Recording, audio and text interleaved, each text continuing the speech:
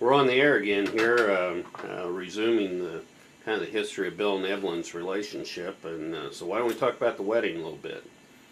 Tell us about what was some of the exciting things happened there. We got married. We got married February the 11th, 1951, and it was a warm, windy day. Very warm for February, and we had a small wedding. Private wedding. Where'd you get married? In the youth fellowship part of the church. In Parker. Yes. And so did any of your friends pull any memorable tricks on you? No. They weren't there. There weren't any memorable tricks before or after the wedding? Oh, yes. Well, they used about 10 pounds of rice, and Evelyn's dad furnished his car. We got back, he had to get rid of the car because he couldn't get rid of the rice. So they poured rice through the whole car? You better believe it, in our suitcases. Well, tell about the suitcases. Well, they got in our suitcase. Mm. What else was in there? Well, various things. Tied some of it in knots, wasn't it? And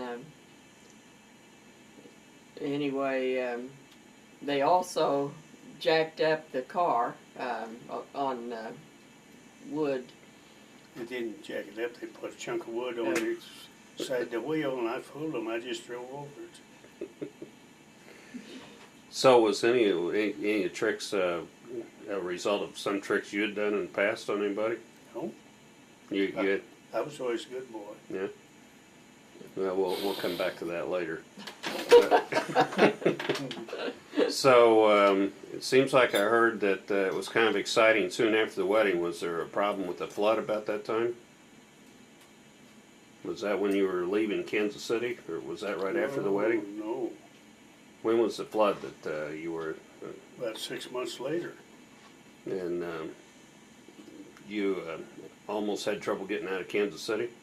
No, coming through Kansas City. We were at Rapid City. Mm. And there was only one place we could get across the Missouri River, and that was 169 Highway. And that was because all the roads were Flooded. shut. That was in July of '51 when he had took leave to come back to Kansas to combine wheat, but there was no combining of wheat because of the flooding. Mm. It was growing out of the heads. We had green heads and white, and it was too muddy. We couldn't combine. But we drove pretty good rate to get, because we heard on the radio that They was talking about closing that bridge. so that was a pretty exciting trip back, not knowing whether we were going to get across the bridge. So the first year you were married, where'd you live? And you were in the military? Yeah, Rapid City, South Dakota. So right after the wedding you left for Rapid City? Now, let's see.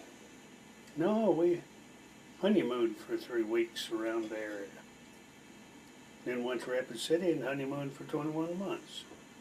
Uncle Sam's expense. So Yeah. and then from Rapid City, now you were in Rapid City when your first son came along, right? He was started in Rapid City. But But he was born in Clinton, Missouri. So July the 17th, 1952. And so where'd you move from Rapid City? Back to the farm. And then when'd you come back to the farm? December the 9th of 52. And then you lived in Kansas till what, 79? Yeah. So tell your viewers a little bit about farm life over the 25 years or so there. Well, the first 6 years is darn rough because it's drought. And I had a woman said, I knew I didn't want to farm. And why didn't you let the colonel talk to me? And I just said you could stay in. In the Air Force. I don't think you told that you were in the Air Force. So they tried to talk you into staying in the Air Force, and you decided you'd rather farm, huh? Well, I said I was married to a Mennonite. They said, well, let us go talk to her. And I said, no, she just doesn't want to be married to a military man. Which was not true. So that's how you got into farming all those years, huh, Mom? Yes. So first 6 years were rough, and then you also got got called in for the Korean War, right? That was the Korean War. That he was recalled when we got, before we was- got married, or I after was we in got World married. War II and got discharged, and then when I met her, I was in the reserve unit in Kansas City, and it got recalled. See, that's why we need to get this film and get this straight. So, I thought you knew all that. Well, I thought we kind of got ahead of things when we started so what talking. else have we left out here then? You know, are there any other key stories we need to have your sons and other interested parties know about? I think we covered about 50 years, didn't we? I don't think we were too nervous to tell things like we usually do. Well, you know, I guess I'll just have to leave this camera running all weekend and just catch you at the opportune moments. So let's see. We talked about the first 6 years, I guess. In that first 6 years, and Lester came along during that time too, right? Yep. He was born. And that's when our eldest, that was conceived in Rapid City, would stand in the yard at the corner of the fence and bawl and squall because he wanted on the other side of the fence. Mm. But Lester come along and he entertained David, and he started not squalling all the time. Lester was born February the 7th, 1955. So, you know, since my brother Lester's not here to enjoy this with us, we'll have some fun at his expense. You know, he's always been a little bit cantankerous, and you know, tell me a little bit of that story you were telling last night about some of the problems with his birth. Oh, they had to put him in an incubator for 5 days, wasn't it? And I spent 10 years paying that off. Somewhere along there. He was in the hospital 3 weeks. Wow. So that long hospital stay, you think, contributed to some of his personality and Well, I don't know. He was clowning in the incubator. yeah. He In would. fact, the picture they took, he was clowning. The nurses would turn him over so they didn't want him to face the front all the time, and they'd turn him over, and he would turn right back over and look out face the glass, looking out Trying the to impress the incubator. women, just like he has all his life. Yeah.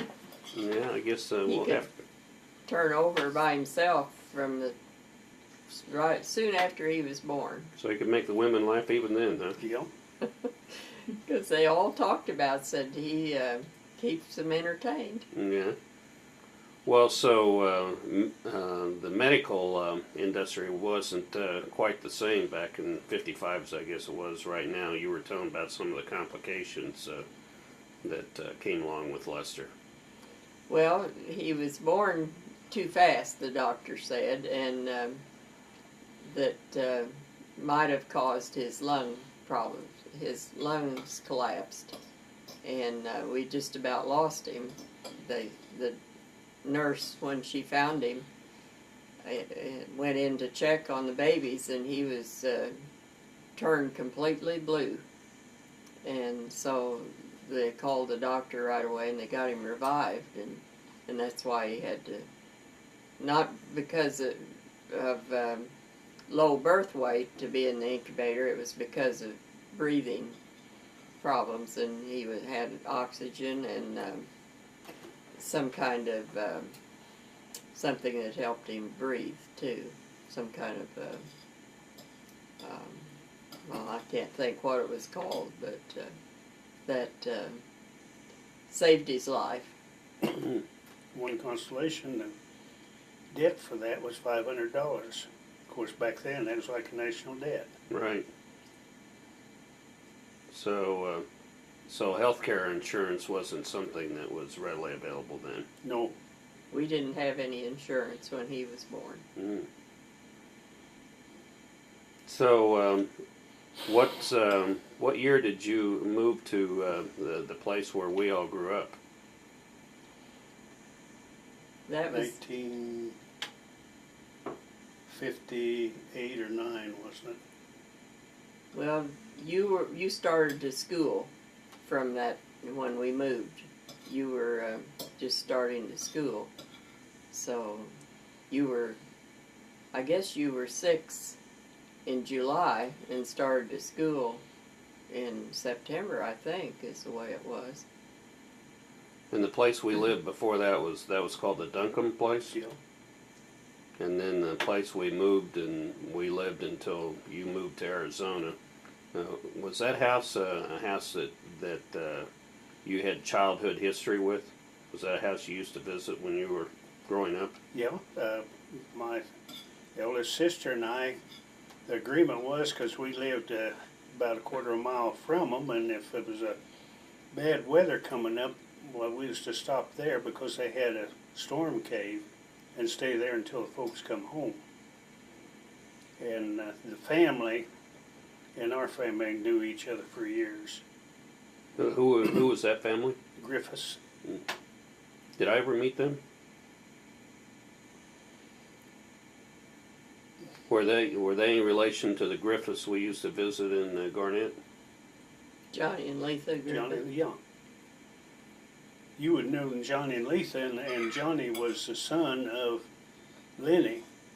Oh, yeah. See, actually it was Lan Griffith that owns the place, but Lenny was his sister-in-law. Her husband died and she had these kids, and the Lan never married, but he took them in and raised the kids. See, I never knew that story. That I always knew. And that place was tied up with the family history in that Grandma's sister married a fellow by the name of Dick Goebel, and Dick Goebel was raised on that farm. It was known as the Goebel Farm. Mm. And Dale Cady's mother was raised on that farm.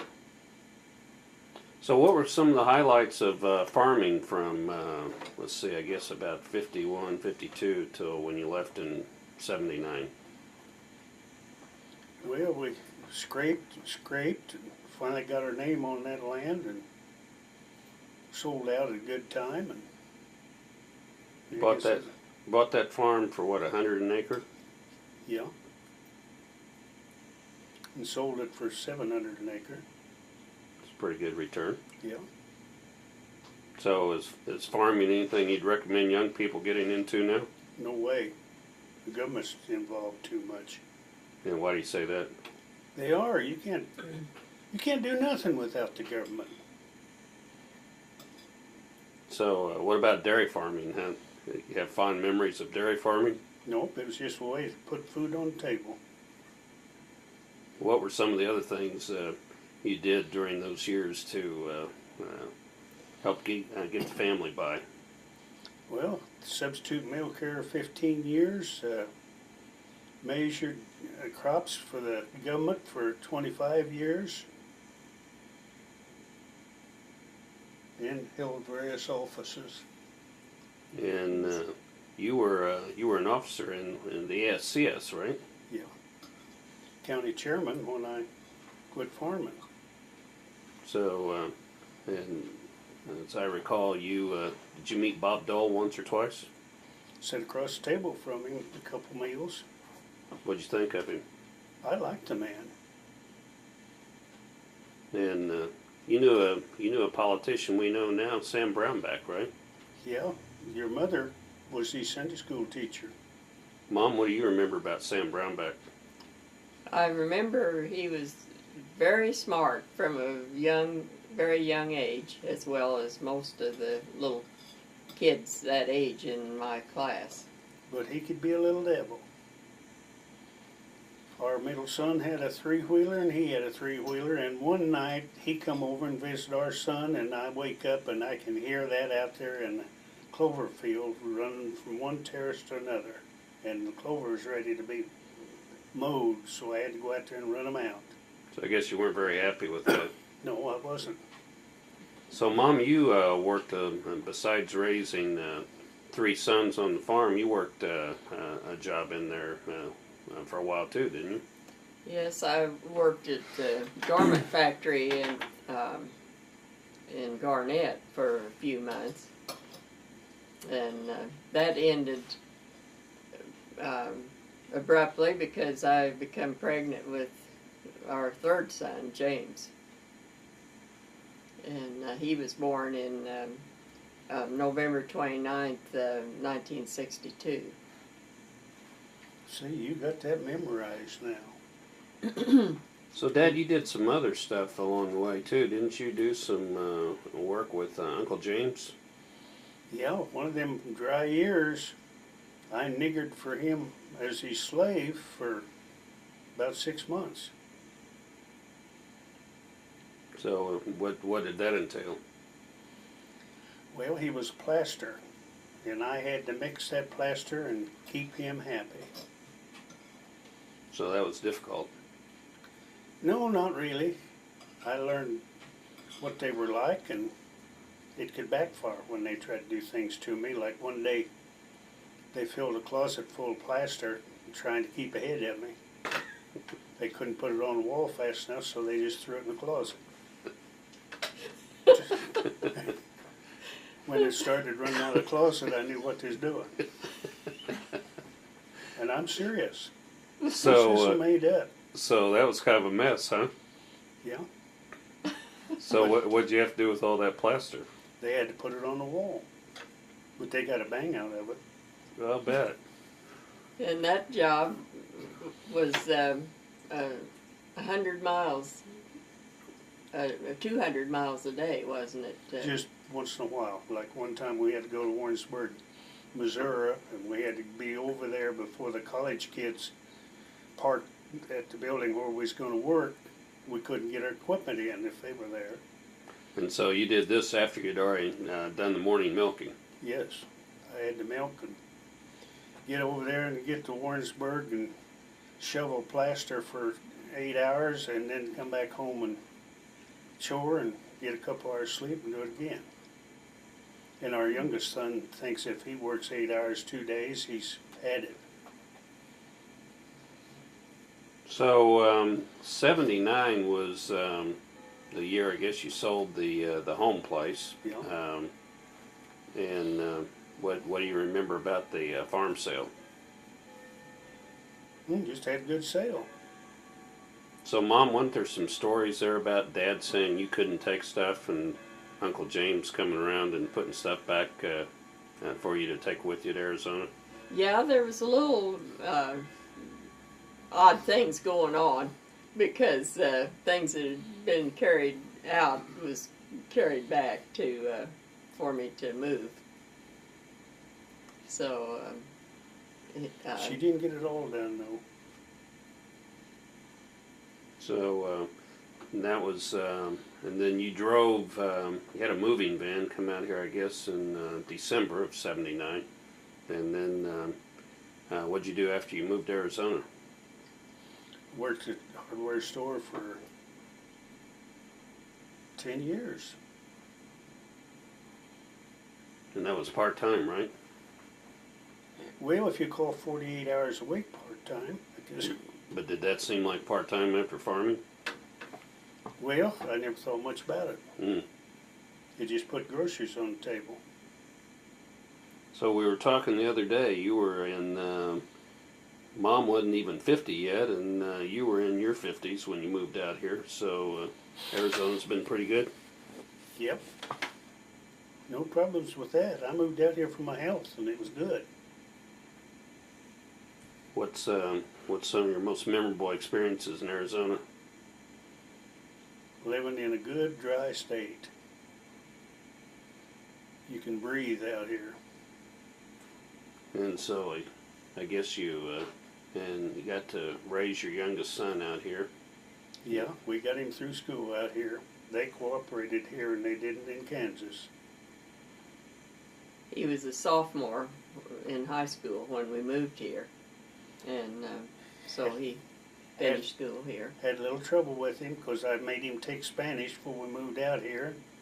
He flunked it, but he's lived with 2 Spanish women and speaks pretty good now. So that's a pretty good story.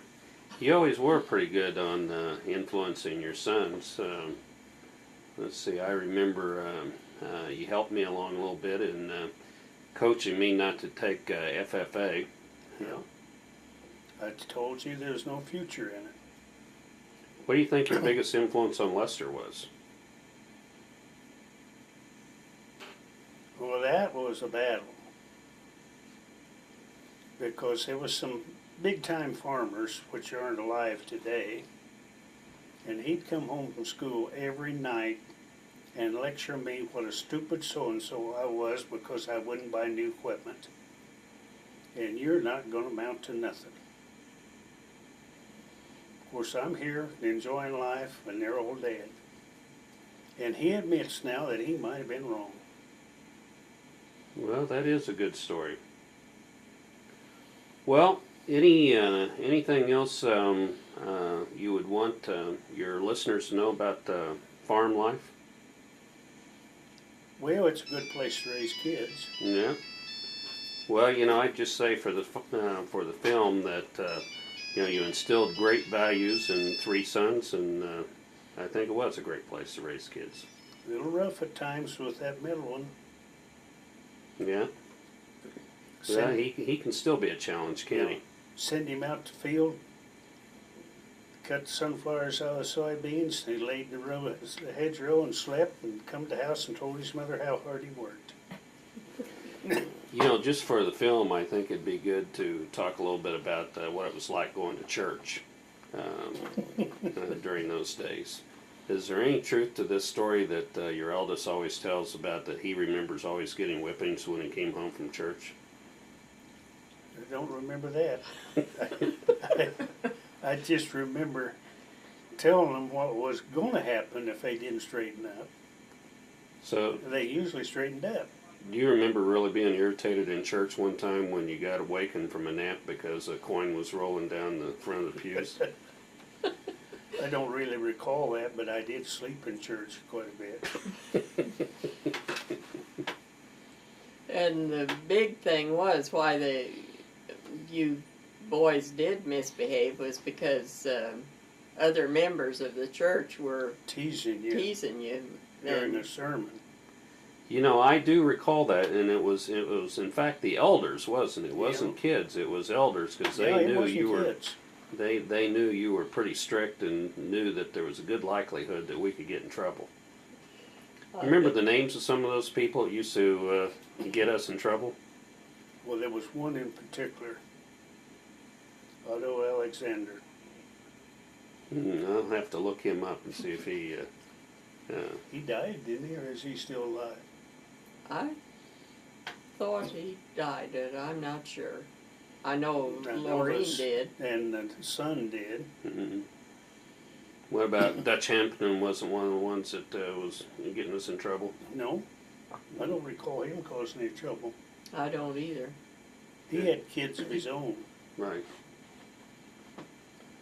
So, trying to think if there was a couple other memorable stories about any one of us that you would want us to have here on film. I'm sure Lester would take up a whole roll of film Oh, on, yeah, 2 or 3 rolls. on his stories.